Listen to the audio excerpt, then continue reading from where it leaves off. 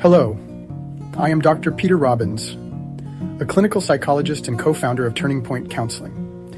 As someone who has studied depression, I would like to explain the key differences between reactive depression and endogenous depression, as well as how they're treated. Reactive depression, also known as situational depression, is a type of depression I might experience in response to a specific stressful life event or situation. For example, if I went through a difficult breakup, lost my job, or experienced the death of a loved one, I could develop reactive depression as I struggle to cope with these changes.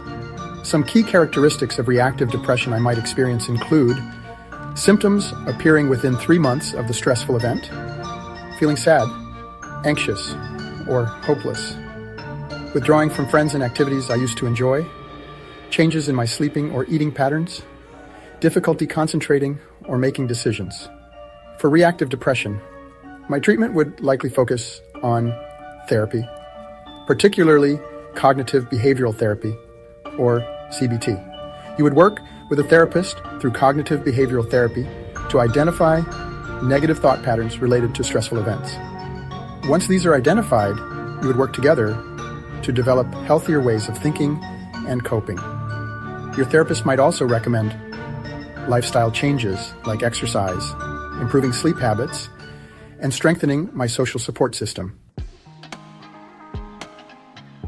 Endogenous depression, on the other hand, is a type of depression you might experience that seems to come out of nowhere without any apparent external trigger. It's believed to be primarily caused by biological and genetic factors rather than life events. If you had endogenous depression, you might notice symptoms appear suddenly without a clear cause, persistent feelings of sadness and hopelessness, loss of interest in activities you're used to enjoy, changes in appetite and sleep patterns, difficulty concentrating and making decisions, thoughts of death or suicide. For endogenous depression, your treatment would likely involve a combination of medication and psychotherapy. A psychiatrist might prescribe antidepressants, such as selective serotonin reuptake inhibitors, or SSRIs, to help balance the chemicals in my brain. You'd also likely engage in therapy, such as CBT or interpersonal therapy, to develop coping strategies and work through any underlying issues. In severe cases, or if other treatments weren't adequate, a psychiatrist might recommend electroconvulsive therapy, or ECT.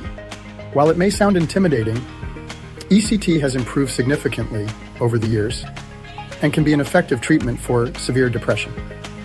It's important to note that while these categories of depression were once considered distinct, modern psychiatric practice tends to view depression on a spectrum. Regardless of the type, if you're experiencing persistent symptoms of depression, the most crucial step is to seek help from a mental health professional who can provide an accurate diagnosis and develop an appropriate treatment plan. Turning Point Counseling is located in Southern California, and we can help you work through your depression.